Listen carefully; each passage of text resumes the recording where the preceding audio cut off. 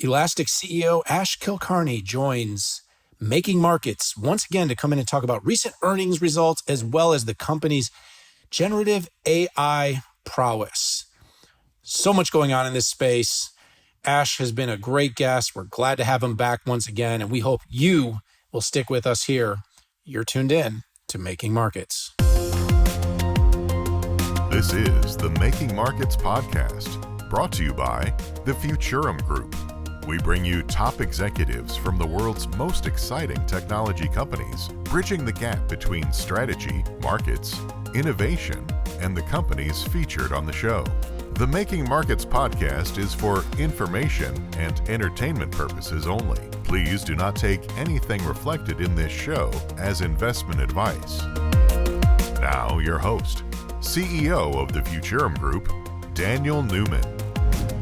Ash Kulkarni, CEO of Elastic. Welcome back to Making Markets. Thank you for having me.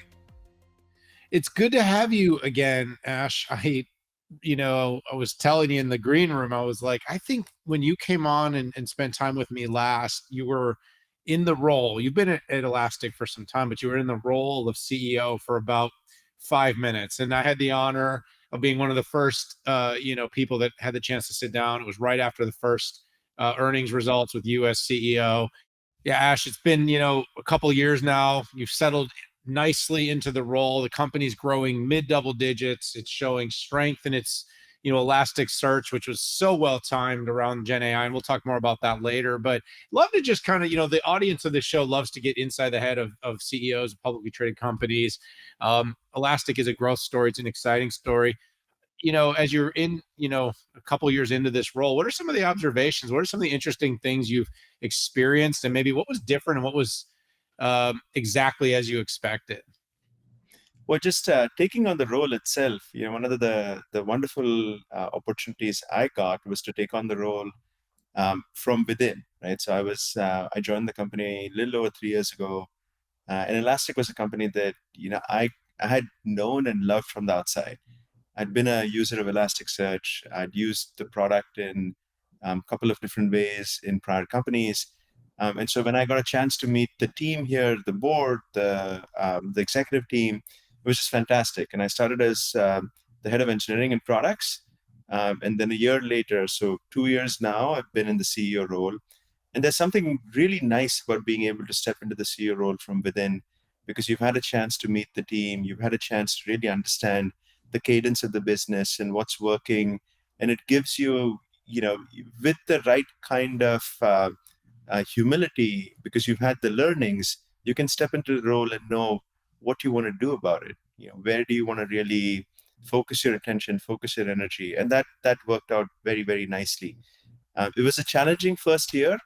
And I learned a lot through that, because the macroeconomic environment became quite tight 6 months into me taking on the role. And that resulted in all kinds of challenges. We saw cloud consumption become quite challenged. Customers were actively trying to optimize their workloads. That put a lot of pressure on revenue. But through all of it, one of the things I learned is the importance of being true as a business to what we are best at. Focusing on the customer, focusing on the way we innovate, and making sure that we never lose that ethos of constant innovation, trying to stay ahead of the competition, trying to differentiate in ways that really wow our customers. And the way we turned all of that to our strength, to our advantage, is even when we were going through all of those challenges with the macro, we were able to lean in and help our customers consolidate onto our platform, save money overall, but do it in such a way that they didn't sacrifice on innovation, and it gave them an opportunity to do more with less on our platform. And that was a win-win. It was a win for customers. It was a win for us. But it would not have happened if we had strayed from what was always true about Elastic. At the core, we are a company that believes in the power of innovation, that believes in the power of technology. And we've always put our customers front and center. We put our community front and center. And so that was a big learning, and I'm glad we got it right. Lots to do still, and I'm having fun. Yeah, it's interesting, the different routes to the seat. technology and product certainly is one. You tend to have the bean counters. I always joke the people that come through, they're the ones that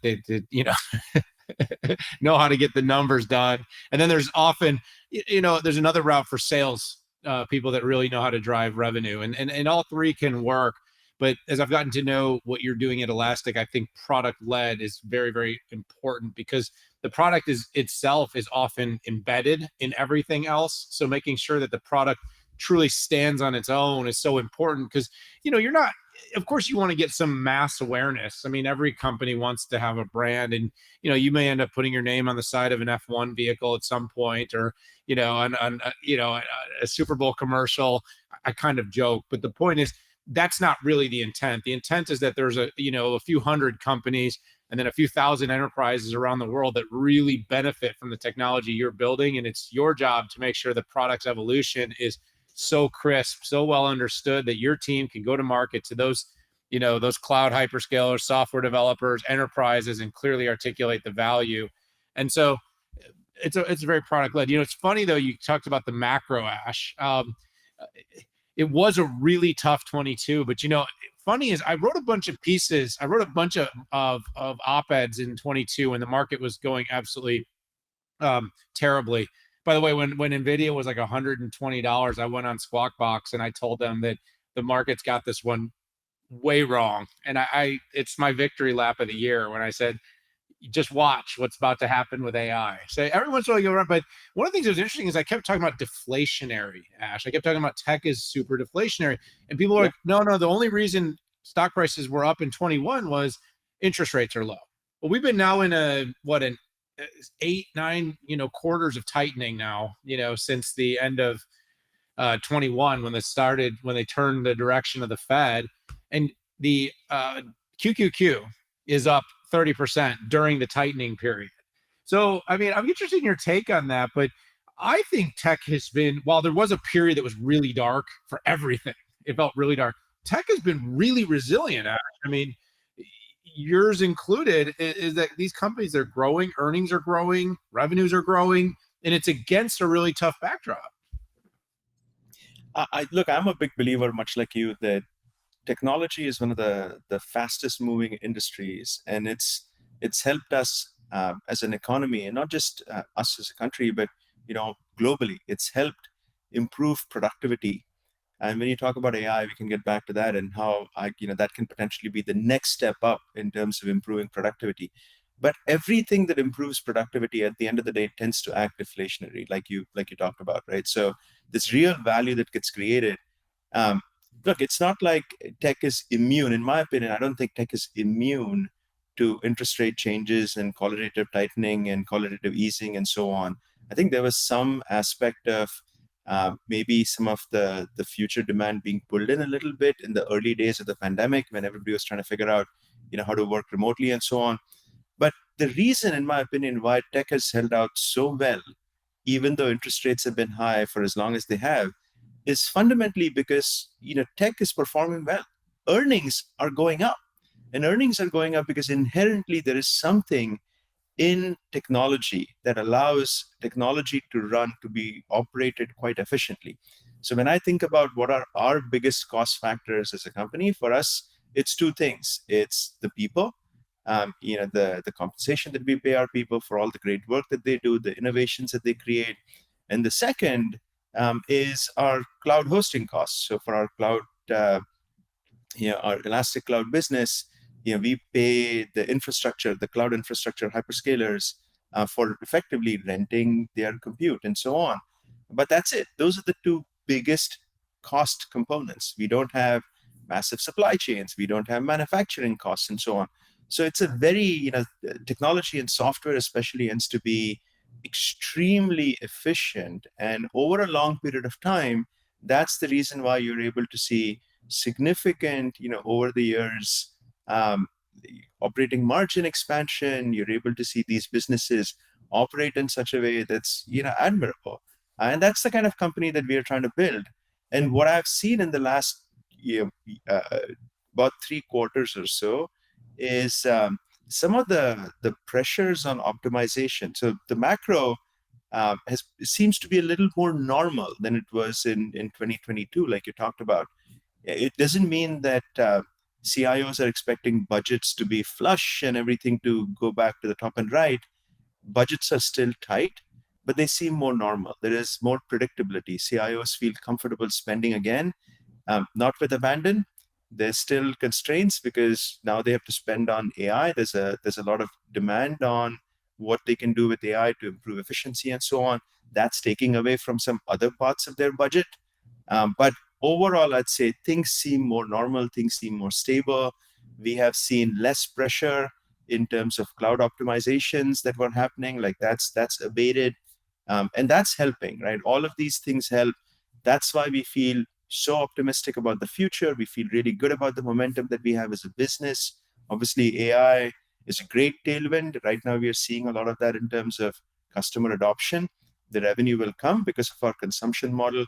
Revenue tends to be more back end loaded, but there's a lot in the economy to feel great about. There's a lot to feel great about just the way in which technology has fared through all of these ups and downs in the last 24 months. And that's why I really feel fortunate to be in the space that we're in. Yeah, you said a couple of really important things that I think are worth noting. I mean, first of all, you mentioned that the impact that AI is going to have. And by the way, I still think we're in early days. I'm going to come back to you about this in just a moment here. You also though mentioned about earnings growth, and that and while I have you, you just reported a couple of weeks ago, I think 2.5 weeks or so, and you had some really good results, mid double digits growth. You had some strength in the Elasticsearch platform, which I think is one of the really big connectors to Elastic and generative AI in this whole trend line. Talk a little bit about your recent results for everyone. Yeah. So we, very happy about the way we performed. We delivered 19% year-over-year growth in our fiscal Q3. Cloud grew by 29% year over year. And we delivered operating margins of 13%. And effectively, we exceeded across all the metrics that we set guidance for.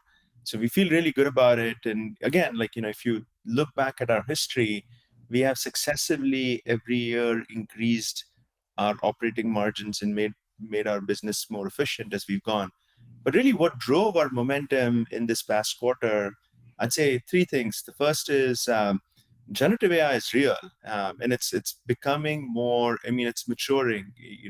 Every day. We saw hundreds of additional customers that if it started using Elastic in Q3 for generative AI use cases, for storing dense vectors, for doing vector similarity searches, for using our sparse encoded model for semantic search. So lots of awesome use cases. On the earnings call, I talked about the interesting use cases like Stack Overflow, Consensus, a document management company that we didn't name, that they specialize in serving the needs of legal professionals, all of whom have reached that level of maturity where initially several of them were using pure play vector database products, but displaced them and chose Elastic as they started to realize that to build a true enterprise grade generative AI application, you need a lot more than just what those vector pure plays provide. And they saw all of that in Elastic. They saw the breadth of functionality, they saw the performance, they saw the open platform that we've built. They saw the value that they get from the fact that there are hundreds of thousands, if not millions, of developers who already know Elastic, who already understand how to use Elastic. So that Gen AI was a big part of the story in Q3. The second thing that we saw, which has been a continuation, and I touched upon this earlier as well, we saw a lot of customers consolidating onto our platform, displacing incumbents, especially for log analytics and SIM. So security and observability are both doing very well for us. And we saw that momentum because, as budget pressures remain, customers are looking to find platforms that they can consolidate onto, where they can reduce their overall spend, but do it without sacrificing innovation. So the kinds of things like the AI assistance for observability, the AI assistance for security that we have delivered, that our customers find to be incredibly valuable to make the overall task of a security analyst or a site reliability engineer that much easier.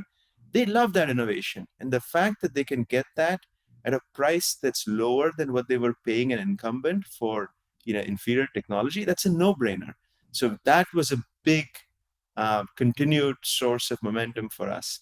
And then the third, cloud, right? We are continuing to see strong momentum, especially in enterprise and commercial segments that we service through our sales teams.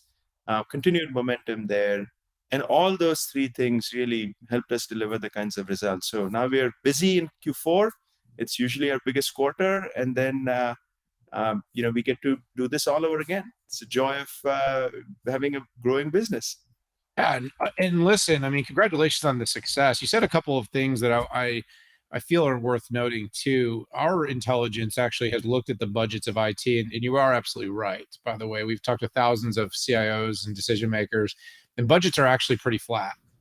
Yeah. So you're getting more budget is indicative of market share or market shift. Those are the two things that it's coming from. Now, I think we know that the edicts are coming down from boards. Boards are saying spend on AI. It's funny. I had a chance in some public comments to a group of analysts from Chuck Robbins, and he kind of talked about like money being thrown at CIOs, and they're not even quite sure what to do. It's like do Yep. AI. What does that mean? Like, what does it mean to do AI? Like he said something along the lines of that, and I thought it was really, really telling because what we found is that there's about a 3x intent for companies to spend multi-millions on AI implementations in the year 2024.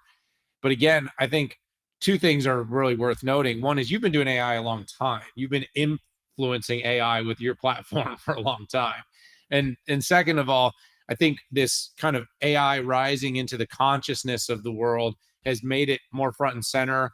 Like I said, boards, CEOs, CFOs, let's do AI. But it really still is about two things, right? It's efficiency and productivity. It's about unlocking the power of data. And I'll go as far as just to suggest something. I'd love to get your take on this. Is that I actually think the LLM craze was a bit table stakes. I actually think it's to some extent these open data LLMs, meaning the ones where you just scrape the internet for data. I think one, there's a whole era of IP rights litigation coming on who owns this stuff. That's a different story. I also, though, think that we've determined that a lot of people can build a model that can somewhat well parse that stuff and give decent feedback. The real value is locked in the proprietary data that sits Yep. on prem, in companies' data centers, in companies' legacy paper. I mean, all this stuff that needs to be still digitally enabled and transformed and then processed, ingested, synthesized. That's the opportunity I see for you is that, how do you search that and say the company has, petabytes and petabytes of data that's unstructured plus structured. And this all needs to be easily at the fingertips of people. And then of course of auto GPTs and tools that we're going to build that are going to build processes and workflows. How big of an opportunity do you see that as? We see generative AI, especially in the context of what it means for businesses, to be just a massive opportunity in the long run, right? So the thing that I always remind myself of, I started my career in the mid '90s, and the internet was still pretty young then, and yeah, I recall reading articles about what the internet could be. And in those days, like the people were talking about, oh, this is going to someday be worth hundreds of billions of dollars. And in the next 5 years, this is going to be massive, hundreds of billions of dollars. Well, here's what really happened, right? It ended up being at least two orders of magnitude greater than that. It's like tens of trillions of dollars, but it took a little longer, right? You went through different phases where different business models evolved on the internet. It took a little bit of time for people to understand how to do transactions on the internet in a secure way. Like there were all these moves that happened, but it created this massive economic uplift for everybody. The same thing happened in cloud computing. Initially there were these things about, oh, cloud computing, it's going to be great. You're going to be able to rent your machines and it's going to be worth, hundreds of billions of dollars. But guess what? It's going to be worth way more than that. but it took a little longer. The same with mobile computing. Every time there is a big tectonic shift in terms of a new kind of technology platform, which is exactly what Gen AI represents, in my opinion, it takes longer, but it's ends up being way bigger than anything that the early pundits tend to predict. I think it's going to be the same thing, and where the value is, like you said, it's in each organization's data. It's in their private data that they're never going to give away, data that they want to get true value out of from everything that they have within the organization. And what we see happening is companies, you mentioned Chuck Robbins, like interestingly, Cisco has co-presented at one of our conferences on how they are using Elastic to get value out of their product information to do internal customer support better.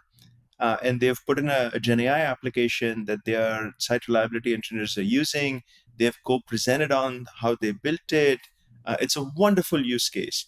I've talked about DocuSign, and DocuSign. Everybody knows DocuSign is the company that you use to sign documents digitally, but they are moving away from just a model where they capture everything just as big blob of information, with only a few things like your date and signature and so on being searchable, to making that entire document searchable for their users, so their users can get value. So if I'm an insurance company, I should be able to ask the question, there's a hurricane coming in Florida. I want to know what is my overall insurance risk. So you want the analysis to happen across all documents, search for the right zip code, understand what the risk is, how much have you insured, summarize it all for you, give you a nice answer. That is so powerful. There are so many use cases. This thing is going to be massive. It's going to take time to build up to it because we are still in the very early days.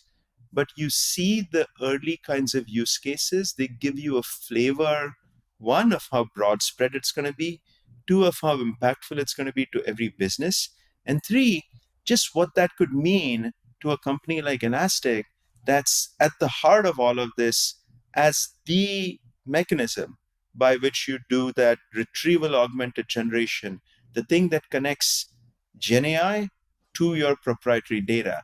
And that's why we are so excited. That's why we are so we are leaning in so entirely on the product side, on the marketing side, on the go-to-market side.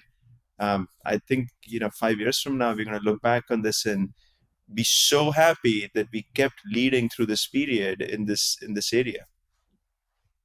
Well, Ash, there's so much more I could cover, but we have to get going. And I want to just say thank you for joining me here on Making Markets. Let's have you back soon in the next few quarters. Let's hear how it continues to progress. Congratulations on the success. Thanks for sharing a little bit about this quarter and giving us some of the insights on both your run up as CEO to date. Hopefully it's a long, healthy tenure ahead of you. And then, of course, some of your insights on where you see the opportunity around AI, generative AI, and Elastic's growth. Let's have you back soon. Thank you. Thank you very much for having me. And as always, the conversation is so much fun. Take care. And thank you all for tuning in to Making Markets. Thank you for tuning in to Making Markets. Enjoy what you heard? Please subscribe to get every episode on your favorite podcast platform. You can also watch us on the web at futurumresearch.com/Making Markets. Until next time, this is Making Markets, your essential show for market news, analysis, and commentary on today's most innovative tech companies.